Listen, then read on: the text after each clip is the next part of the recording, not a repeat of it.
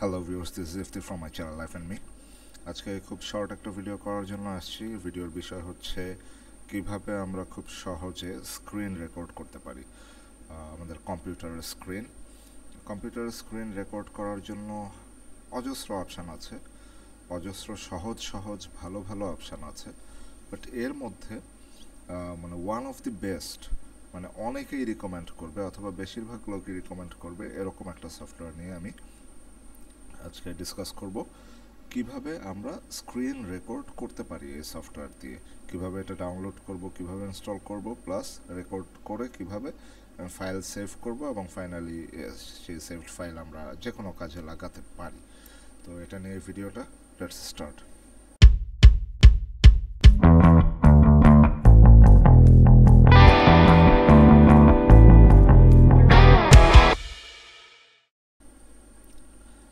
So ইন্টারফেসটা আপনারা দেখতে পাচ্ছেন। আমি আজকে কথা বলছি OBS স্টুডিও নিয়ে। অনেকেই এই সফটওয়্যারের কথা জানেন। OBS স্টুডিও অ্যাকচুয়ালি মানে শুনতে হয়তো ভিডিও এডিটিং সফটওয়্যার বা অন্য অনেক কিছু মনে হতে পারে, বাট এটা বেসিক্যালি লাইভ স্ট্রিমিং বা স্ক্রিন রেকর্ডিং একটা সফটওয়্যার। এটাতে অনেক কাজই করা যায়, বাট বেসিক্যালি আমরা শুধুমাত্র আজকে স্ক্রিন রেকর্ডিং পোর্শনটা আলোচনা করব। এটা মিনিমাইজ করি। মিনিমাইজ এই কারণে করব কারণ মিনিমাইজ করেই আমি দেখাবো যে OBS স্টুডিওটা আপনারা কিভাবে ডাউনলোড করবেন। Excuse me. প্রথমেই আমাদেরকে, আপনারা যারা উইন্ডোজ 10 অ্যান্ড অ্যাবভ ইউজ করেন আপনারা সবাই জানেন যে আপনারা প্লে স্টোর পেয়ে যাচ্ছেন আপনাদের অপারেটিং সিস্টেমে। মাইক্রোসফটের যে স্টোর আছে সেটা, তো মাইক্রোসফটের স্টোরে যেতে পারেন। স্টোরে গিয়ে it's taken a bit time. মাইক্রোসফটের স্টোরে গিয়ে সার্চ বক্সে জাস্ট সিম্পলি লিখতে পারেন OBS লেখার সাথে সাথে এই যে চলে আসছে দেখেন একটা সার্কেল, এই যে লোগোটা এটাই হচ্ছে OBS স্টুডিও। গেলেন, ক্লিক করলেন, এই যে আমার এখানে অলরেডি ইনস্টলড হয়ে আছে তাই ইনস্টলড লেখা উঠেছে। আপনার ওখানে ইনস্টল করা না থাকলে এখানে লেখা থাকবে ইনস্টল, দেন এটা ক্লিক করে আপনি খুব সহজেই এটা ইনস্টল করে নিতে পারেন। তো মাইক্রোসফটের যে স্টোর সেটা থেকে এভাবে ডাউনলোড করতে পারেন, অথবা আপনারা যে কোনো একটা ব্রাউজারে যান, ব্রাউজারে গিয়ে লিখতে পারেন ডাউনলোড OBS স্টুডিও। এই যে ডাউনলোড OBS স্টুডিও। এখান থেকে আপনারা আমি আরেকটা জিনিস বলে রাখি, OBS স্টুডিও কিন্তু সম্পূর্ণ ওপেন সোর্স একটা সফটওয়্যার। এটার জন্য কোনো রেজিস্ট্রেশন, কোনো সাবস্ক্রিপশন কিছুরই প্রয়োজন নেই, একদম ওপেন সোর্স একটা সফটওয়্যার। এটা আপনি উইন্ডোজ, ম্যাক অথবা লিনাক্স যে কোনো অপারেটিং সিস্টেমেই ব্যবহার করতে পারেন। এই যে এখানে নিচে আছে ডাউনলোড ইনস্টলার। আপনারা যেটা ডাউনলোড করতে চান উইন্ডোজের জন্য, যেহেতু এটা উইন্ডোজ অপারেটিং সিস্টেমে আমি এখন দেখছি, সো এখান থেকে ডাউনলোড করে নিতে পারেন। রাইট, তো এই গেল। এখন আমরা যখন ডাউনলোড হয়ে যাবে তখন আমার OBS স্টুডিওটা এখানে আছে। এখন আমি স্ক্রিন রেকর্ড করছি অলরেডি OBS স্টুডিও দিয়ে। তো আইকনে ডাবল ক্লিক করলে আপনার এরকম একটা ইন্টারফেস আসবে। এই যে আমার এখানে স্টপ রেকর্ডিং, মানে আমি যে রেকর্ড করছি এটা রেকর্ড স্টার্টের আছে, চলমান আছে, এই জন্য এটা উঠে আছে। আদারওয়াইজ এখানে স্টার্ট রেকর্ডিং লেখা থাকতো। আর অন্যান্য সব ইন্টারফেস মোটামুটি সেম। সরি, আমি একটু পরপরই হালকা কাশছি, আই অ্যাপোলোজাইজ। এখানে দেখেন আমরা যখন ফার্স্টে ইয়েটা পাবো, ইন্টারফেসটা পাবো, তখন কিন্তু এখানে এই যে আমি এটা পিসি স্ক্রিন যে লিখেছি এটা কিন্তু আমি দিয়েছি, এই জন্য এসেছে। মানে আমি আমার একটা স্ক্রিন যে আমি তো রেকর্ড করব, আমি কি রেকর্ড করব? আমার পিসির স্ক্রিনটাকে রেকর্ড করব, ডিসপ্লেটাকে রেকর্ড করব। এই অংশটুকু হচ্ছে আমার ডিসপ্লে। এটা আমি এখন রেকর্ড করছি দেখে এরকম আসছে, আদারওয়াইজ এটা ব্ল্যাঙ্ক থাকতো। রাইট, আমি এখন আমার স্ক্রিন এটা দিয়েই রেকর্ড করছি। তো এইখানে আমি আমার এই স্ক্রিনটুকুকে সিলেক্ট করার জন্য ফার্স্টে যেটা করেছি সেটা হচ্ছে এখানে অ্যাড করেছি, অ্যাড করে এখানে সিন 2 দেখা যাচ্ছে, বাট আমি এটাকে রিনেম করে পিসি স্ক্রিন নাম দিয়ে ওকে দিয়েছিলাম। ঠিক আছে, ওকে দিয়ে দেওয়ার পরে এখন কিন্তু এই যে আমার পিসি স্ক্রিন রেকর্ড হচ্ছে এখানে সোর্সে দেখেন, আর অডিও ইনপুট ক্যাপচার রেকর্ড হচ্ছে। এটা কিভাবে হয়েছিল, এটা আমি এখানে অ্যাড যে প্লাস বাটনটা আছে এখানে গিয়ে ডিসপ্লে ক্যাপচারে ক্লিক করেছি।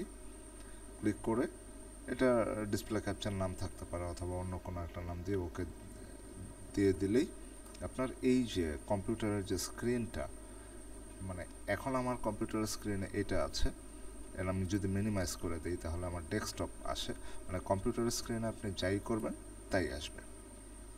ঠিক আছে, এখানে অটোমেটিক চলে আসছে ক্যাপচার মেথড অটোমেটিক ডিসপ্লে ব্যাংকেও আমার যে মনিটর বা মডেল এবং এটা চলে আসছে। ওকে দিলাম, এই সুন্দর আমার ডিসপ্লেটা চলে আসছে। এখন এই দেখেন এটা কিন্তু আমার ডিসপ্লের আমার যে ফ্রেমের চেয়ে বড়। ঠিক আছে, এইটাকে আপনারা অ্যাডজাস্ট করে দিলেন, ছোট করে দিলেন। ছোট করে দিলে কিন্তু আবার এই যে এইদিকে মানে ফ্রেম ফাঁকা থেকে গেল, প্রয়োজন নেই, এটাকে একদম বরাবর মার্চ করে দেবেন, বাস হয়ে গেল। ঠিক আছে, করে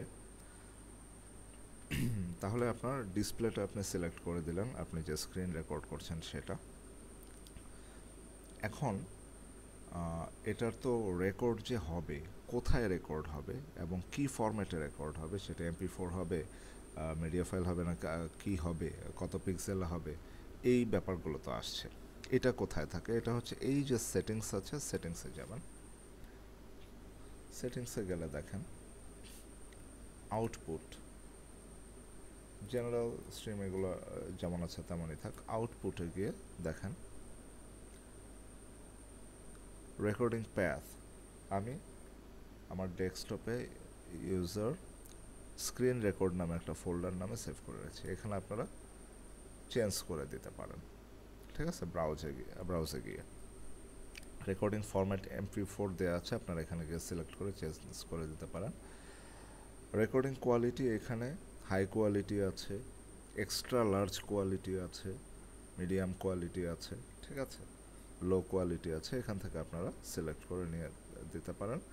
এবং শেষে যেটা করবেন এখানে ওকে অথবা অ্যাপ্লাই করে দিবেন, অ্যাপ্লাই দিয়ে দিবেন, সরি, অ্যাপ্লাই দিয়ে দিলে ওইভাবে রেকর্ড হবে।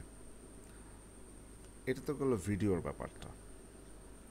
এখন অডিওর ব্যাপারটা আসেন, সেটিংসে আবার একটু যাই, সরি। সো যেটা বলছিলাম, অডিওটা অ্যাড করতে গেলে আপনার এখানে দেখেন গ্লোবাল অডিও ডিভাইসেস, এখানে desktop audio default, desktop audio two disabled, mic auxiliary audio, এটা কিন্তু আপনি এখান থেকে আপনার মাইকটা সিলেক্ট করে দেবেন।